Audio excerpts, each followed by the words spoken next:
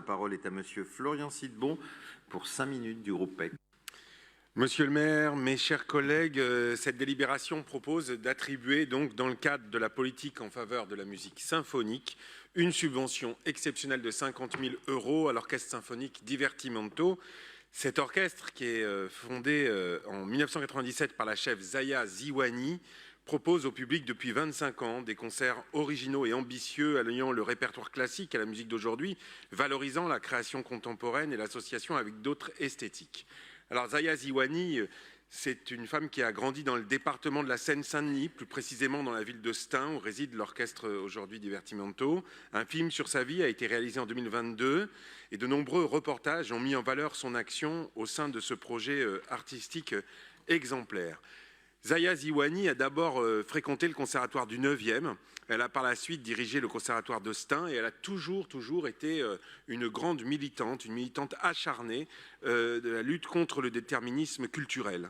Pour ça, elle a d'abord développé l'idée qu'arrivant dans un conservatoire, un enfant doit d'abord avoir une proposition de divers instruments avant de choisir son instrument, sans quoi les enfants se tournent seulement vers les instruments auxquels ils ont eu accès, dont ils ont connaissance, ce qui crée évidemment un déterminisme culturel et empêche l'émancipation sociale que l'art offre. Et cette idée a inspiré notre réforme des conservatoires. Ensuite, Zaya Ziwani a été l'une des inspiratrices, d'abord avec la PSV, l'association de prévention du parc de la Villette, du bien connu projet Demos, qui est abrité maintenant par la Philharmonie. Le projet Demos, c'est un projet qui consiste en un système de prêt d'instruments, là aussi pour abolir les freins qui pèsent sur les classes sociales défavorisées, qui parfois n'ont pas la possibilité de payer les coûts importants d'un instrument de musique pour leurs enfants. Cet orchestre porte avec une grande détermination un projet qui vise donc à lutter contre l'exclusion, favoriser l'accès à la culture dans un territoire fragile économiquement. Implanté depuis 2005 en Seine-Saint-Denis, cet orchestre de 70 musiciens effectue une trentaine de concerts par saison en Île-de-France et à l'étranger. Il effectue de nombreuses actions de sensibilisation et des concerts éducatifs auprès des jeunes publics et de tous âges.